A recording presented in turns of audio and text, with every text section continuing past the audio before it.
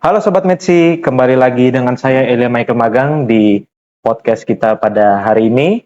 Dan saat ini saya akan mewawancarai dua anggota dari mahasiswa Metsi yang dimana baru saja memenangkan sebuah graduate paper competition dengan juara satu. Nah, pasti teman-teman Metsi sudah penasaran tentang teman-teman yang satu ini, teman-teman yang hebat satu ini. Oke, mari kita sambut saja. Mungkin kedua mas-mas ini mau berkenalan dulu. Boleh mulai dari Mas yang pakai jaket hitam. Baik, Mas. Terima kasih. Jadi, perkenalkan, saya Arham. Saya masuk MITSI tahun 2024 atau masuk di MITSI pada bulan Agustus 2024, angkatan 2024 Gasal. Saya berasal dari Bone, Provinsi Sulawesi Selatan, dan di Magister Teknik Sistem saya mengambil konsentrasi teknik sistem energi baru dan terbarukan. Saat ini sudah masuk proses tugas akhir. Mungkin kurang lebih begitu, Mas. Oke, kan Mas di sebelahnya? Perkenalkan, nama saya Laude Masri Ande Kolewora. Saya biasa dipanggil Masri. Saya juga angkatan 2024 Gasal. Kami satu kelas, satu angkatan. Di METSI saya mengambil konsentrasi energi baru dan terbarukan. Dan saya berasal dari Sulawesi Tenggara. Oke, jadi kedua mas-mas ini dari Sulawesi ya, Iya. dari Sulawesi Tenggara. Oke, mungkin Mas boleh jelasin sedikit dulu nama lomba yang sudah diikuti kemarin, yang baru dapat juara Graduate Paper Competition, biar mungkin teman-teman METSI selanjutnya mungkin tahun depan bisa mengikuti lagi. Ya, jadi Graduate Paper Competition ini merupakan salah satu kompetisi internasional yang diselenggarakan oleh International Conference Industrial Engineering and Operational Management, di mana lomba ini itu dilaksanakan setiap tahun. Tetapi hostnya atau wilayah untuk yang menjadi venue itu berbeda-beda. Nah, tahun kemarin itu kami dapatnya yang di Bangkok. Setahun itu bisa dilaksanakan selama 2 kali dan bisa berbeda-beda tempat gitu. Oke. Nah, kalau boleh tahu mungkin judul papernya yang diserahkan waktu perlombaan itu apa ya Mas ya? Sama bagaimana prosesnya dalam mengerjakan proyek tersebut? Oh ya, baik. Jadi sebenarnya awalnya paper itu dikerjakan pada saat dosen ini memberikan tugas akhir dalam bentuk paper. Karena kebetulan mata kuliah sistem pengembangan wilayah berbasis energi baru dan terbarukan yang diampu oleh Bapak AAS atau Bapak Ahmad Agus Setiawan itu memberikan tugas akhir dalam bentuk paper. Akhirnya karena saya bersama dengan tim menyepakati untuk mengambil topik yang basisnya di Provinsi Sulawesi Selatan untuk menganalisis lebih jauh terkait dengan prediksi supply dan demand energi di Sulawesi Selatan. Akhirnya dibuatlah paper. Terus judulnya itu kurang begini, The Midterm Forecast of South Sulawesi's Renewable Energy Supply and Demand, Long Range Energy Alternative Planning. Kurang lebih judulnya seperti itu. Akhirnya Mas Sri memberikan informasi ke kami bahwa ada perlombaan paper. Nah, setelah itu kami mencoba submit aja deh karena paper itu sudah dinilai juga sama dosen pengampu yang bersangkutan dan dinilai dengan baik juga. Akhirnya kami submit aja. Dan karena mungkin semuanya niatnya cuma iseng-iseng aja untuk submit, tapi ternyata diterima oleh pihak penyelenggaranya. Akhirnya kami lanjut mengikuti proses alur yang ada. Akhirnya sampai ke mendapatkan predikat. Wah, keren. Oke, menurut mas-mas kalian ini kira-kira mengapa ya topik ini penting bagi Indonesia saat ini, khususnya pada bagian di bidang energi sistem, dan ketika dalam proses penelitian apa tantangan terbesar pada saat proses tersebut, apakah pengumpulan data, analisis, atau pengerjaannya?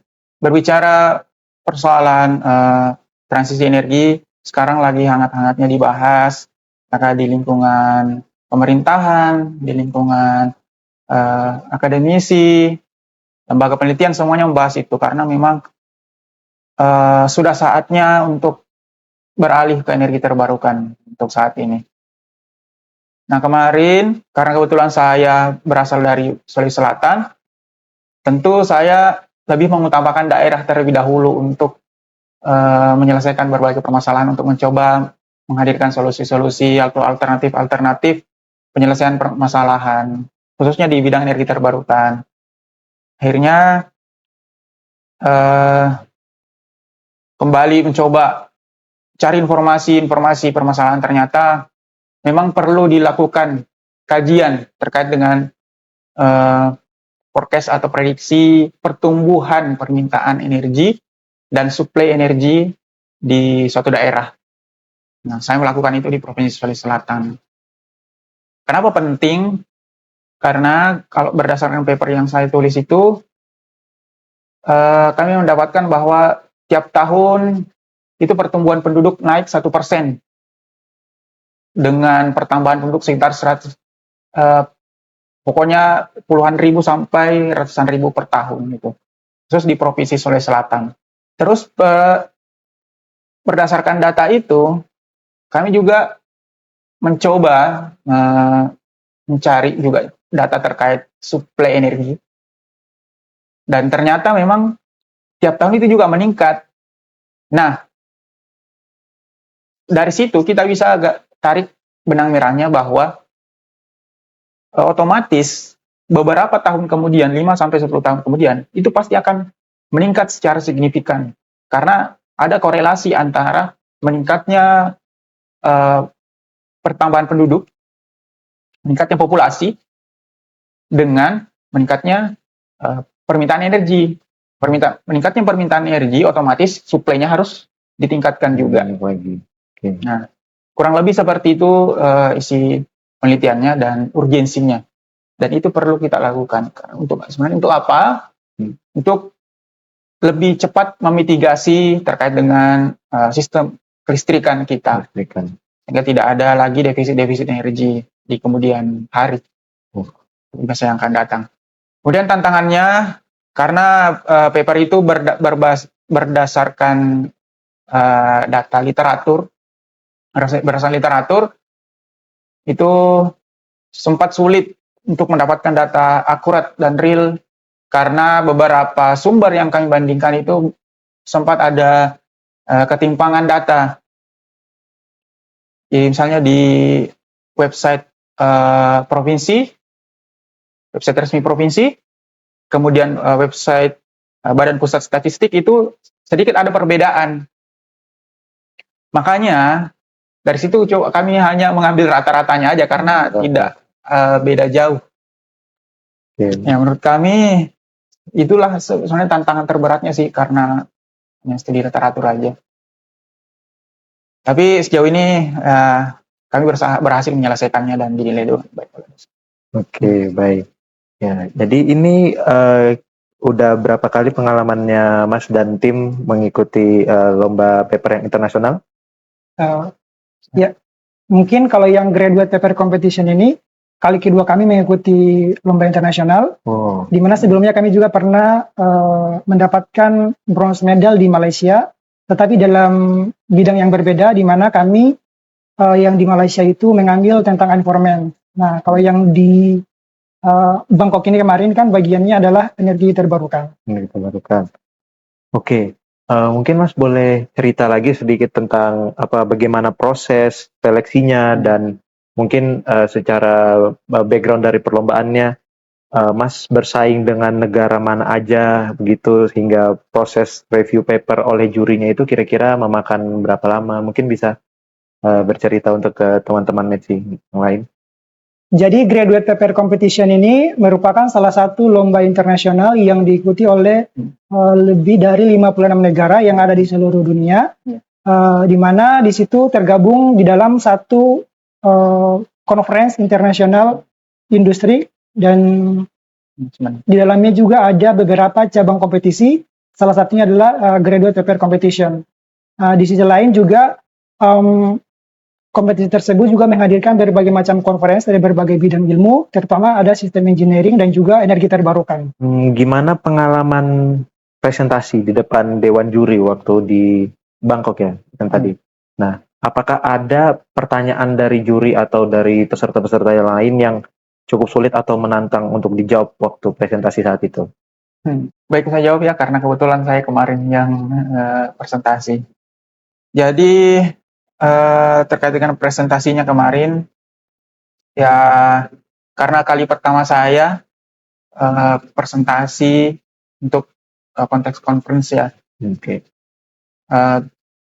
berada di satu room dengan panelis-panelis dari berbagai kampus di seluruh dunia, peserta-peserta dari berbagai negara.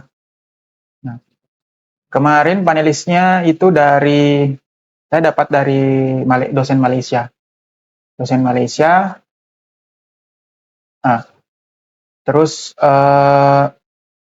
terkait dengan presentasinya berjalan dengan lancar.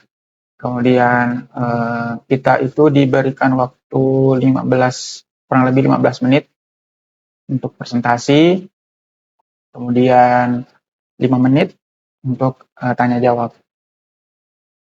Nah, di proses tanya jawabnya itu saya kemarin diberikan pertanyaan cuma dua, dan menurut saya agak gampang ya. Cuma gampang karena kurang lebih pertanyaan begini. Pertanyaan pertamanya itu kenapa memilih midterm? Kan ada midterm, long term, atau short term. Nah, kenapa pertanyaan penulisnya begitu? Kenapa memilih midterm? Karena ya kami juga mengacu pada perencanaan sistem kelistrikan atau sistem energi yang dicanangkan oleh pemerintah, yaitu hanya biasanya 10 tahun, per 10 tahun. Itu dari tahun 2025 sampai 2034. Nah, isi paper kami itu. Nah, kami menjawab sesuai dengan yang ada di paper kami. Ya, saya menjawab dengan bahwa kami mengacu pada kebijakan yang telah ditulis oleh pemerintah, juga berdasarkan aturan-aturan atau kebijakan-kebijakan yang diterbitkan oleh pemerintah provinsi. Nah, kurang lebih begitu. Terus pertanyaan kedua apalagi ya? Kurang lebih pertanyaan begini, bagaimana cara agar paper ini atau temuan ini itu dapat diterima dengan baik, dijalankan oleh pemerintah daerah. Ya, terus saya jawab kurang lebih jawabannya, ya tentu kami sebagai akademisi tentu punya rasa ingin berkontribusi yang besar terhadap daerah sendiri. Nah, dengan menghadirkan alternatif ini, setidaknya itu bisa menjadi policy brief yang bisa diserahkan kepada pemerintah yang memiliki wewenang di bidang itu. Terusnya mungkin akan langsung dibagikan kepada Badan Perencanaan Daerah atau ke Dinas ESDM daerah, provinsi. Kurang lebih dua bidang itu atau lembaga itu yang akan diserahkan policy brief. Kurang lebih jawabannya seperti itu. Nah, setelah itu nggak ada lagi pertanyaan, selesai. Oh, jadi cuma 2 pertanyaan aja? 2 pertanyaan aja. Mungkin karena terlalu banyak peserta. Akhirnya sudah langsung disuruh live. Wah, gitu. Keren. Oke, dalam proses penyusunan paper ini kan tentu ada peran besar dari dosen pembimbing juga ya. Nah, mungkin bisa jelaskan seberapa besar dukungan dan arahan dari dosen pembimbing, kalau nggak salah Pak Aas ya, sebagai dosen pembimbing lomba. Jadi sebenarnya kita cuma bahasanya itu dilepas aja sih untuk penulisan papernya ya. Karena untuk terkait arahannya sebenarnya sudah masuk semua pada saat proses perkuliahan. Disampaikan di situ, kita diajari menggunakan software lab, diajari, tentu juga ada pengantar-pengantar terkait dengan energi. Nah, Kemudian disuguhkan juga kayak website-website yang bisa kita manfaatkan untuk belajar sistem energi. Kemudian pokoknya selama perkuliahan itu hampir setiap pertemuan disuruh belajar lab. Oke. Nah, outputnya adalah ya papernya harus menggunakan software lab. Ya. Nah, menurut kami Iya. perannya begitu sih. Sama kalau misalkan kemarin kan tugasnya itu kan disuruh buat project kan. Iya. Nah, selama project itu kami dipantau terus setiap minggunya gitu, dilihat perkembangannya. Nah, di akhir perkuliahan itu kami disuruh buat semacam mini conference. Jadi kita bisa latihan gitu, paper yang kita buat itu kita tampilkan dan kita lakukan presentasi di depan dosennya langsung. Ya, gitu. Oh, berarti dari awalnya dilatih secara aplikasi dulu, baru dibuat mini conference, kemudian ada inisiatif sendiri untuk bawa ke Iya, lomba. Kami pikir kan maksudnya kami sudah buat paper, Iya. tapi kalau misalkan dibiarkan begitu saja kan kayak percuma kan, sia-sia kan. Nah, kami carilah lomba yang kira-kira cocok dengan bidang kami ini dan kita asap di situ. Iya, kan Mas berdua dari Sulawesi kan, khususnya di Sulawesi Tenggara ya? Saya Sulawesi Selatan. Oh, Sulawesi Selatan. Saya Sulawesi Tenggara. Mas Masri, Sulawesi Tenggara. Oke, sebagai putra daerah, bagaimana harapan Mas terhadap perkembangan energi terbarukan dan sistem energi di Indonesia ke depan, khususnya di daerah Sulawesi? Khususnya untuk Sulawesi Selatan, terkait dengan harapan ya. Ya, untuk saya sebagai akademisi tentu sangat mengharapkan betul-betul diterapkan dengan baik kebijakan-kebijakan yang telah diterapkan oleh pemerintah pusat. Karena di Sulawesi Selatan itu sendiri banyak sekali potensi-potensi energi terbarukan yang belum diintervensi sampai saat ini. Karena ya kita tahu dominasi energi fosil saat ini masih sangat besar. Bahkan masih di luar dari perencanaan kita. Bauran energi kita masih di 14%, sedangkan target kita adalah 23%. Nah, begitupun dengan Sulawesi Selatan. Penggunaan energi terbarukan di Sulawesi Selatan yang mendominasi ya baru PLTA. Baru PLTA, terus PLTB juga baru itu yang menjadi pembangkit yang cukup besar di Sulawesi Selatan. Tapi bauran energinya masih kecil. Jadi harapan saya sebagai putra daerah ya betul-betul harus menekankan lagi penerapan kebijakan bauran energi transisi energi yang telah diterapkan oleh pemerintah. Kalau dari saya sendiri, kebetulan saya dari Sulawesi Tenggara. Ya, di Sulawesi Tenggara itu untuk saat ini juga bauran energi terbarukannya masih di bawah rata-rata, di mana juga di Sulawesi Tenggara saat ini masih didominasi oleh PLTD, salah satunya di daerah saya di Kabupaten Muna. Di situ kami masih disuplai oleh beberapa PLTD dan juga integrasi PLTU yang ada di bau-bau. Nah, dengan adanya kegiatan seperti ini, kami berharap dan juga kami sebagai akademisi bisa memberikan kontribusi untuk bisa memberikan misalnya panduan untuk bisa menerapkan energi terbarukan untuk bisa digunakan oleh pemerintah setempat untuk menerapkan hal tersebut. Oke, pertanyaan terakhir mungkin untuk menutup podcast kita pada hari ini, untuk Mas Arham dan Mas Masri, kira-kira apa pesan yang ingin Mas sampaikan kepada mahasiswa METSI UGM yang sekarang ini sedang mulai meneliti atau mungkin lagi mencari-cari atau sedang mengikuti lomba ilmiah? Pesan saya ya mulai dari sekarang aktif mencari informasi.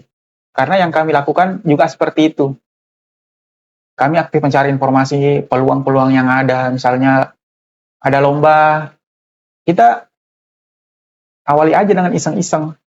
Karena dari iseng itu biasa muncul niat-niat yang lebih besar. Kita misalnya submit aja. Misalnya ada call for proposal. Misalnya buat aja. Selagi kita bisa memenuhi syarat, ikuti aja. Kemudian ada call for paper, ikuti aja.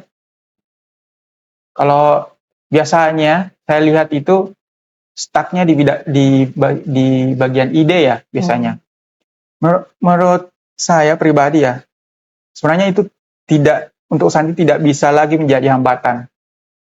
Karena sudah banyak sekali dosen-dosen di sini yang mempunyai banyak sekali ide.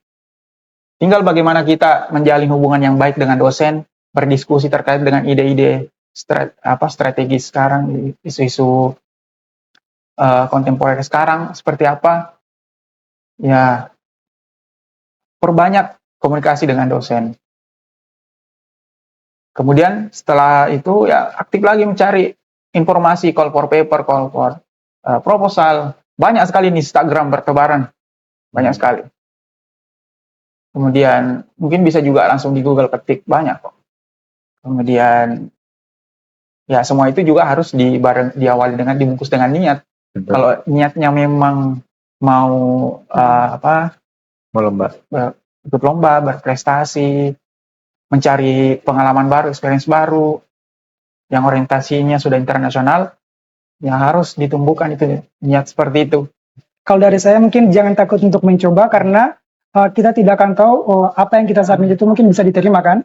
Dan selama berkuliah kan kita tentunya mendapatkan proyek ataupun tugas-tugas dari dosen.